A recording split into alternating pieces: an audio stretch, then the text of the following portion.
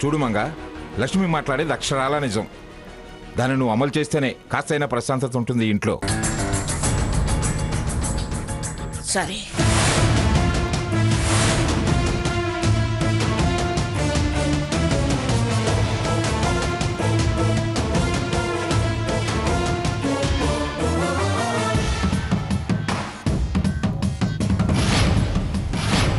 మీ ఏడుపేదో మీరు ఏడవండి. మీరు మేము అని కాదు, అందరి సమక్షంలో పద్ధతిగా జరగాలి.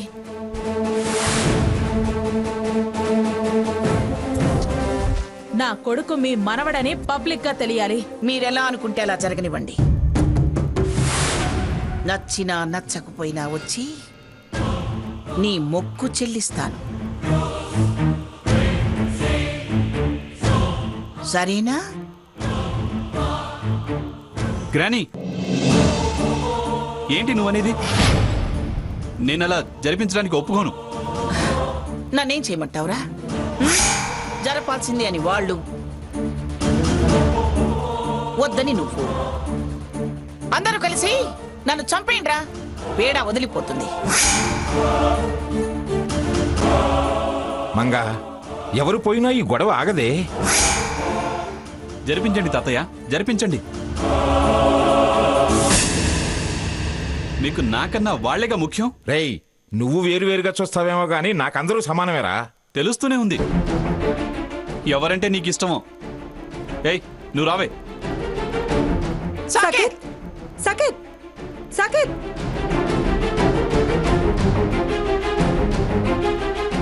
ఏయ్, బట్టలు సర్దుకో.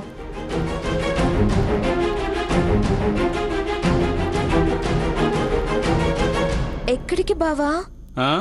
ఏట్లోకి. మరి బాబు? ఏయ్, బాబు గీబు అన్నంటే గోబ పగిలిపోతుంది. పద ముందు.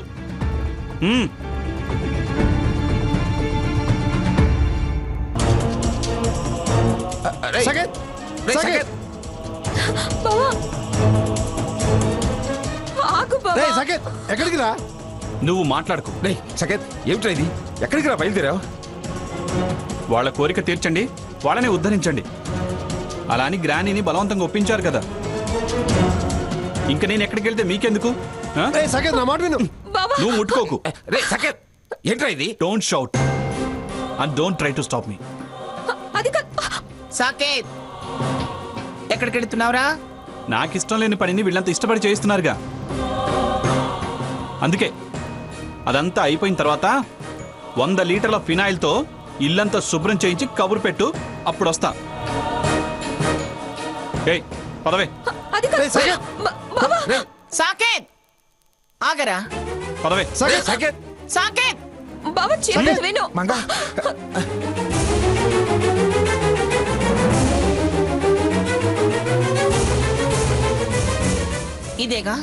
ఇదేగా మీరు కోరుకుంది? బాగా ఆనందపడుతున్నారా? తినండి, బాగా ఆనందంగా తినండి. మనుషుల్ని బయటికి తరిమి ఆనందపడటం, సంబరాలు చేసుకోవడం మీకు అలవాటు. మేం మనుషులతో కలిసి బతకాలనుకునేవాళ్ళం. అమ్మా శారదా, వదిలే. మంగా, వాడు మళ్ళీ వస్తాననే కదా వెళ్ళాడు. నువ్వేం భయపడకు. అందరూ మీలా గుండె బండ చేసుకోలేరు.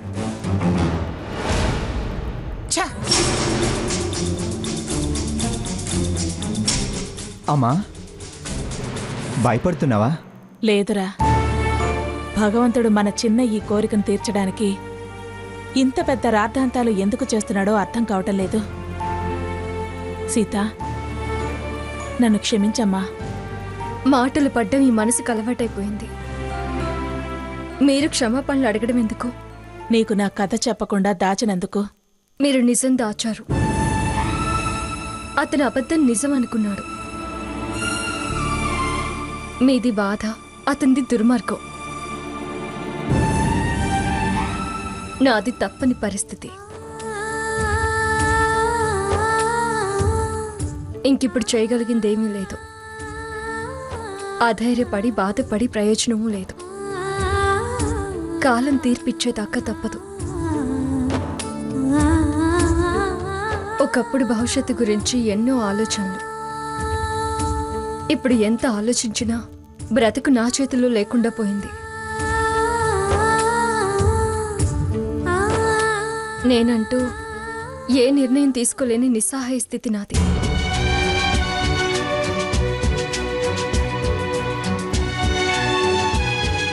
రే లోపల మదన పడుతోందిరా, తన్ని మామూలు మనిషిని చేయి వెళ్ళు. అలాగే అమ్మా.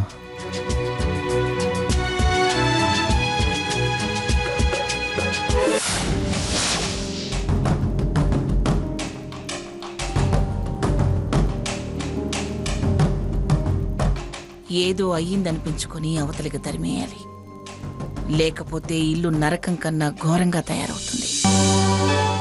వాడింతకాలం ఒంటరిగా మనకు దూరంగా బతికాడు.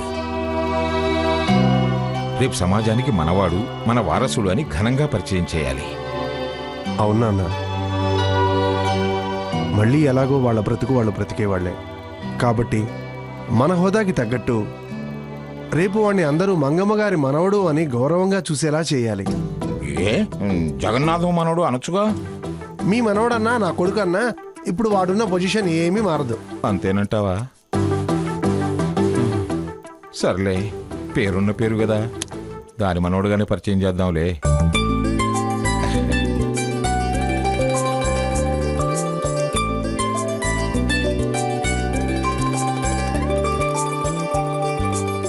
హలో, నేను రిటైర్డ్ జడ్జి జగన్నాథ్ అన్నయ్య. ఎవరండి? రిటైర్డ్ జడ్జి జగన్నాథ్ అన్నయ్య. ఓ, పిఠాపురం మంగమ్మ గారి భర్త గారా? నువ్వు అన్నది కరెక్టేరా, దాని పేరే గాని మన పేరుకి పెద్ద గుర్తింపు లేదు. నమస్కారం సార్. ఏంటి సార్ ఫోన్ చేశారు? ఏదైనా ఫంక్షన్ ఉందా? అవునయ్యా, రేపు సాయంత్రం రిసెప్షన్ ఒకటి ఇవ్వాలి, గ్రాండ్గా ఏర్పాట్లు చేయాలి. మా పని అదే కదా సార్, గంట ముందు చెప్పినా చాలు అదరగొడతాం. అందుకే కదా నీకు చెప్పింది. మేజువాన్ కూడా పెట్టించమంటారా? అంతేం లేదులే కానీ ఇప్పుడు రేపు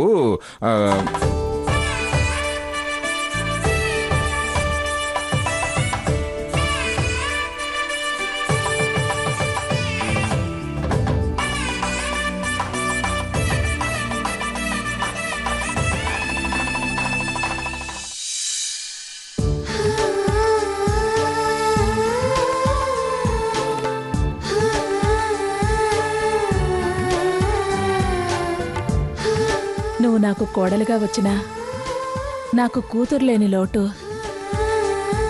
నిన్ను ఇలా తయారు చేయడంలో మర్చిపోయేలా చేస్తున్నావు.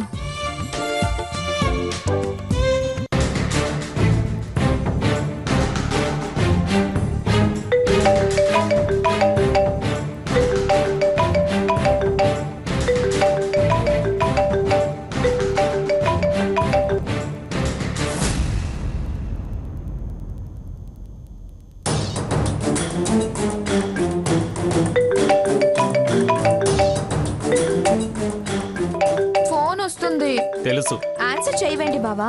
నీకు అనవసరం. వెళ్ళు. ఎవరో ఫోన్ చేసేది? ఏయ్, పోతలకి.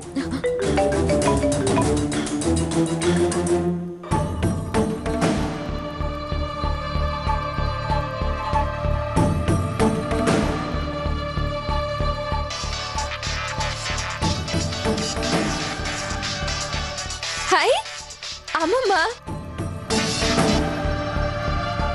అమ్మమ్మ, ఏం తింగిరి బుచ్చి, వాడికి కలేవలేదా?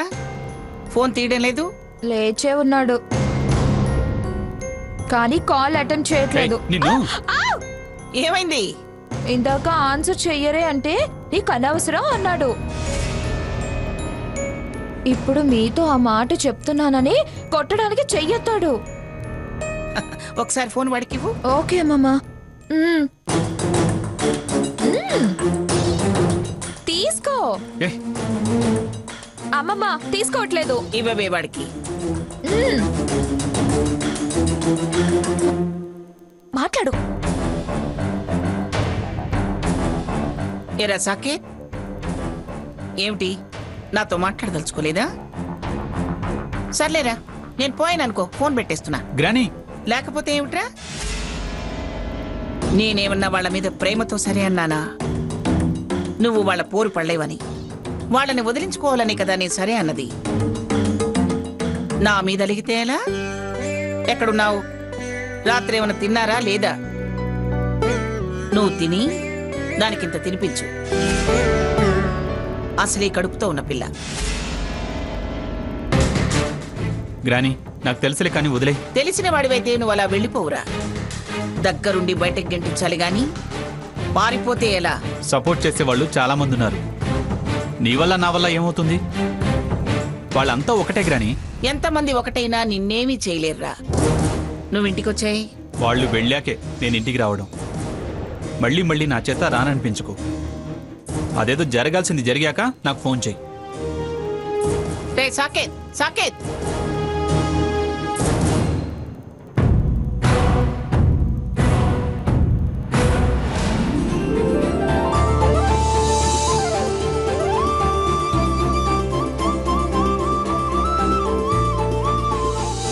సీత, ఈ నగలన్నీ నువ్వు పెట్టుకోవాలి.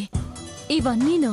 అవునమ్మా, పెళ్లికి ముందు తీసుకోలేదు, పెళ్లి రోజు పెట్టే అవకాశం రాలేదు. పిఠాపురం వారి కోడలిగా 10 మందికి పరిచయం కాపోతున్నావు. దరిద్రులు అన్నవాళ్ళకి సమాధానంగా అందరిలోనూ ఘనంగా నువ్వివన్నీ పెట్టుకుంటే నేనేం కాపాడుకుంటూ వచ్చానో, నా కొడుకుని ఎలా పెంచానో ఆ మంగమ్మ గారికి అర్థం కావాలి. లక్ష్మి, లక్ష్మి, వస్తున్నా అత్తయ్య. ఉన్నాడా మీ ఆయన? లేరత్తయ్య, మావయ్య గారు ఆయన కలిసి బయటకెళ్లారు. ఓహో, ఫంక్షన్ ఏర్పాట్లకు వెళ్ళారేమో. పిచ్చి తలకెక్కి కొట్టుకుంటున్నారు.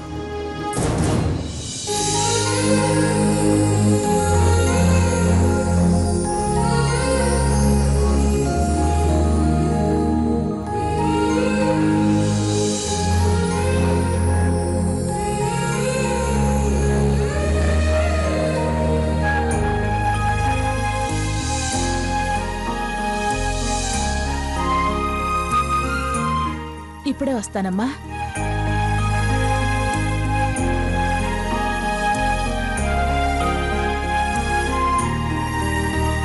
చూడు, నువ్వు పిచ్చి పట్టిన దానిలా పట్టుబట్టి నాతో సరి అనిపించి నీ కొడుక్కి నీ మీద నా మీద కోపం వచ్చేలా చేశావు. ఇక నుంచైనా కాస్త జాగ్రత్తగా ఉండు. వదిలించుకోకపోతే సవితి పోరుతో నువ్వే సతమతమై చావాల్సి వస్తుంది. ఏమిటి? అలాగే అత్తయ్య.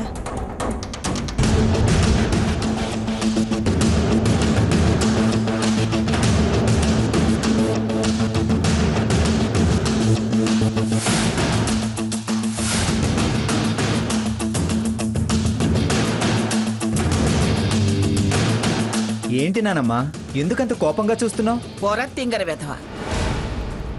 నేను నీకు నానమ్మనేమిట్రా? నేను తింగరోడినైనా తిక్కులోడినైనా నువ్వు నానమ్మవు కాకుండా పోవుగా. రేయ్ పోరా, నిన్ను చూస్తే తేళ్లు జర్లు పాకినట్టుంటుంది నాకు. పో. సాయంత్రం చూద్దాం. ఆ పాకే తేళ్లు జరులు దులిపేసుకుని నన్ను నలుగురిలో నా మనవుడు అని పరిచయం చేయక తప్పదు. చాలా ఆశపడుతున్నావురా. సాయంత్రం చూడు ఎలా పరిచయం చేస్తాను. ఓకే, ఎలా పరిచయం చేసినా వరుస తప్పదు కదా. నిన్ను చూస్తే తేళ్లు జర్లు పాకినట్టుంటుంది నాకు. పో. సాయంత్రం చూద్దాం. ఆ పాకే తేళ్లు జరులు దులిపేసుకుని నన్ను నలుగురిలో నా మనవుడు అని పరిచయం చేయక తప్పదు. చాలా ఆశపడుతున్నావురా. సాయంత్రం చూడు ఎలా పరిచయం చేస్తాను. ఓకే, ఎలా పరిచయం చేసినా వరుస తప్పదు కదా.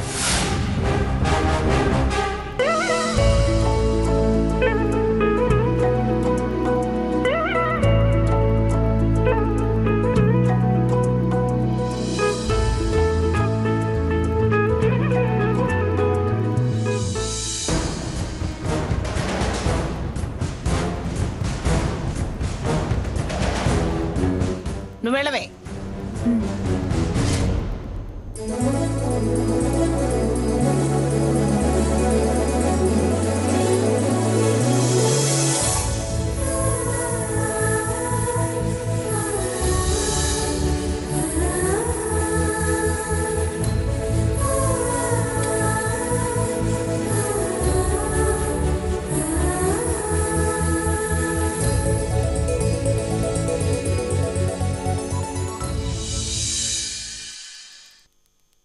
అయ్యో గోళ్ళ రంగు వేసుకోలేదేంటమ్మా?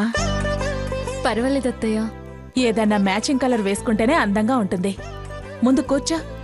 కూర్చోమ్మా.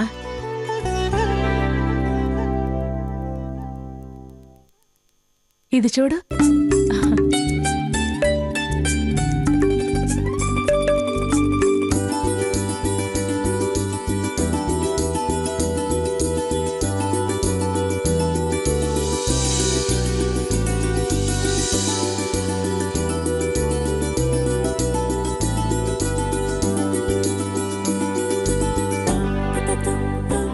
సీత, కాళ్ళు ఇలా పెట్టమ్మా. అయ్యో వద్దత్తయ్య గారు. పర్లే సీత. ఏంటమ్మా నువ్వు సీత కాళ్ళు పట్టుకోవడం? గోళ్ళ రంగు వేద్దామనరా. ఇవి పట్టుకో. ఇటువు నేను వేస్తా. నన్నొద్దని నువ్వెలా కాళ్ళు పట్టుకుంటావు? పెళ్లిలో కాళ్ళు తొక్కించేది ఇందుకే. అయ్యో ప్లీజ్ అండి, ఎవరు వేయొద్దు, నన్ను ఇబ్బంది పెట్టొద్దు.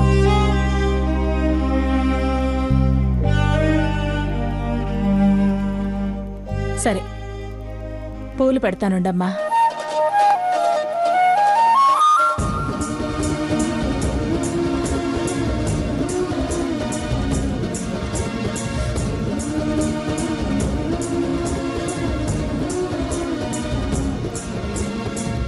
సరే, పూలు పెడతానుండమ్మా.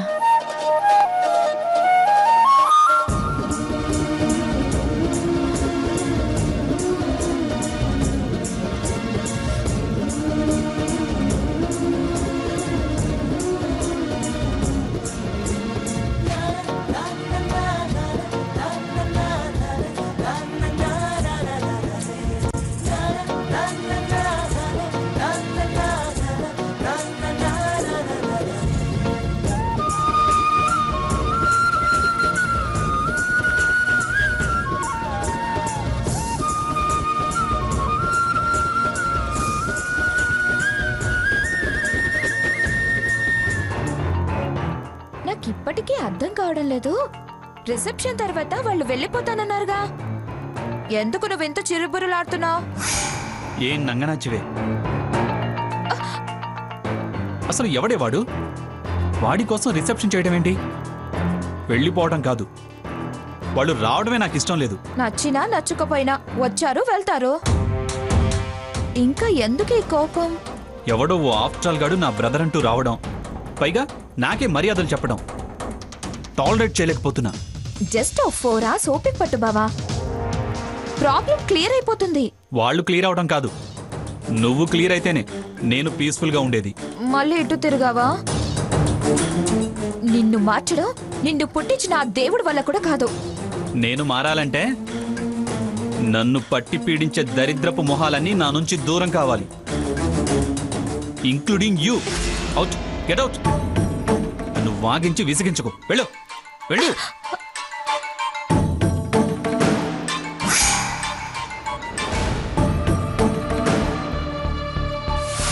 మంగా, ఇది నీకు రెండో ఓటమి.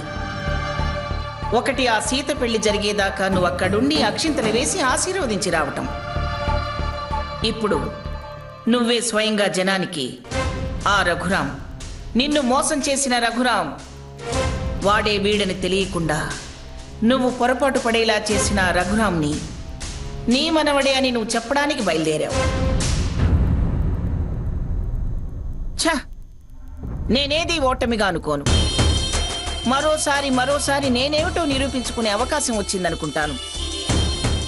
అప్పుడు నేను మనస్ఫూర్తిగా ఆశీర్వదించలేదు, ఇప్పుడు హక్కులు రాసివ్వడానికి వెళ్ళడం లేదు. వాడి తల్లికి నేనేదైతే గతంలో భిక్షగా వేశానో అంతకు మించి అంగుడు స్థలం ఇవ్వను, ₹10 సొమ్ము దక్కనివ్వను. సొమ్ము ఇవ్వకపోవచ్చు, హక్కులు ఇవ్వకపోవచ్చు, గాని నీ మనవడిగా ప్రపంచానికి పరిచయం అయ్యాక వాడి మంచి చెడుకి నువ్వే బాధ్యత అవుతావుగా. పిఠాపురం మంగమ్మ గురించి పూర్తిగా ఎవరికీ తెలియదు. 10 మందిలో పరిచయం జరుగుతుంది గాని అంత గుర్తుండేలా జరగదు. అంత బాధ్యత మోయాల్సిన అవసరమూ రాదు. అదంతా ఒక ఎక్స్గ్రేషియా ప్రకటనలా జరిగిపోతుంది.